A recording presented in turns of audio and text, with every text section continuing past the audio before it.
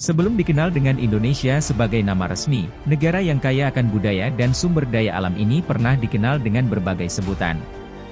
Nama-nama ini memiliki makna yang menggambarkan kondisi Indonesia pada saat itu. Lantas apa saja nama Indonesia sebelum merdeka? Berikut daftarnya dirangkum dari berbagai sumber. 1. Dwipantara. Jauh sebelum merdeka, yaitu sekitar tahun 78 Masehi, Indonesia pernah dikenal dengan nama Dwipantara, Kepulauan Tanah Seberang. Nama Dwipantara berasal dari bahasa Sanskerta di mana Dwipa berarti pulau dan Antara berarti luar atau seberang. Nama Dwipantara dikenal oleh bangsa India dan sering digunakan dalam naskah kuno untuk menggambarkan kepulauan Indonesia yang terletak di antara dua samudera, yaitu Samudra Hindia dan Samudra Pasifik. Dikutip dari buku Ensiklopedia Sejarah Lengkap Indonesia dari era klasik sampai kontemporer, nama Dwipantara pernah disebutkan dalam kisah Ramayana yang saat itu menceritakan pencarian Sinta, istri Rama, yang diculik oleh Rahwana, sampai ke Suwarna Dwipa, Pulau Emas, yaitu Sumatera sekarang, yang terletak di Kepulauan Dwipantara. Meskipun nama Dwipantara tidak sepopuler Nusantara, tetapi istilah ini masih muncul dalam berbagai literatur klasik. Merujuk laman Kemdikbud, nama Dwipantara diyakini sebagai cikal bakal lahirnya istilah Nusantara. 2. Nusantara. Indonesia juga pernah dikenal dengan nama Nusantara. Nama ini diambil dari bahasa Sanskerta yang artinya kepulauan. Kata Nusantara pertama kali digunakan dalam naskah kuno zaman Majapahit yang merujuk pada wilayah-wilayah di luar Jawa yang menjadi bagian dari kekuasaan kerajaan Majapahit. Sejak Majapahit runtuh, nama Nusantara sudah lama tidak terdengar.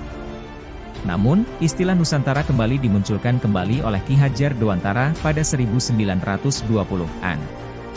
3. Hindia Timur.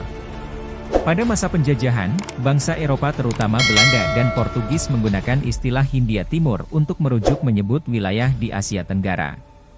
Ketika sampai di Kepulauan Nusantara, orang Eropa juga menyebutnya sebagai Hindia Timur. Penyebutan ini digunakan untuk membedakan wilayah ini dari Hindia Barat yang mengacu pada Kepulauan Karibia. Di samping itu, nama Hindia Timur dipilih untuk menunjukkan pandangan Eropa tentang kepulauan yang kaya akan rempah-rempah dan menjadi tujuan perdagangan yang penting pada masanya. 4. Hindia Belanda.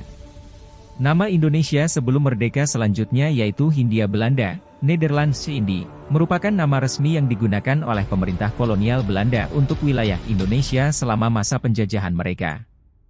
Nama Hindia Belanda menggambarkan status Indonesia yang di bawah kekuasaan Belanda dari abad ke-17 hingga awal abad ke-20.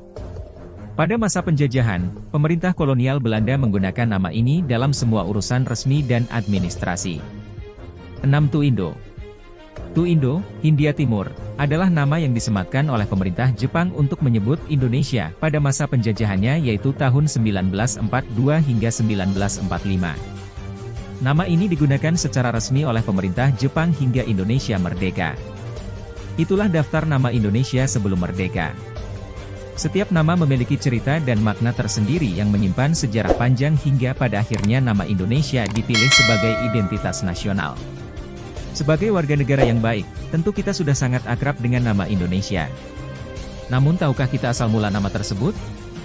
Dalam banyak hal, nama Indonesia sudah dipakai sebelum kemerdekaan.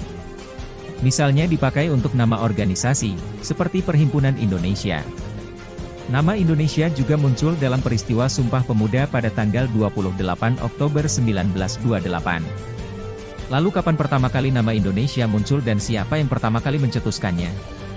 Melansir dari indonesiabaik.id, nama Indonesia pertama kali muncul di tahun 1850, di sebuah majalah ilmiah tahunan, Journal of the Indian Archipelago and Eastern Asia, JIAEA, yang terbit di Singapura. Penemunya adalah dua orang Inggris, James Richardson Logan dan George Samuel Windsor et al.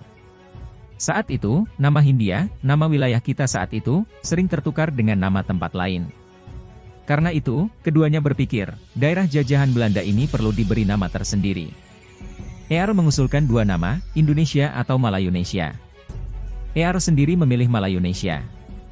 Menurut situs Indonesia Go.id, ia lebih suka istilah Malayunesia karena istilah itu lebih memberikan penghargaan pada orang-orang Melayu yang telah menjelajah seluruh kepulauan sebelum orang-orang Eropa. Sementara Logan lebih memilih atau lebih suka dengan istilah Indonesia yang lebih praktis. Dia lebih memilih Indonesia, sebuah istilah geografi untuk membedakan dengan wilayah kepulauan ini dengan wilayah lain. Praktis, menurutnya karena lebih singkat ketimbang istilah panjangnya, Indian Archipelago. Di halaman 254 jurnal itu, Logan memilih Indonesia sebagai nama wilayah kepulauan, dan penduduknya menjadi orang-orang Indonesia. Nama Indonesia itu kemudian dipopulerkan oleh etnolog Jerman, Adolf Bastian melalui bukunya, Indonesian Oder die Inseln des Malaysian Archipels dan die Volkef des Ostasien, 1884. Setelah itu nama Indonesia mulai populer digunakan sebagai identitas perjuangan melawan kolonialisme Belanda. Puncaknya adalah pada 17 Agustus 1945 ketika Soekarno dan Hatta memproklamasikan kemerdekaan bangsa Indonesia. Sejarah nama Indonesia secara politis lahir dari para pemuda di negeri penjajah.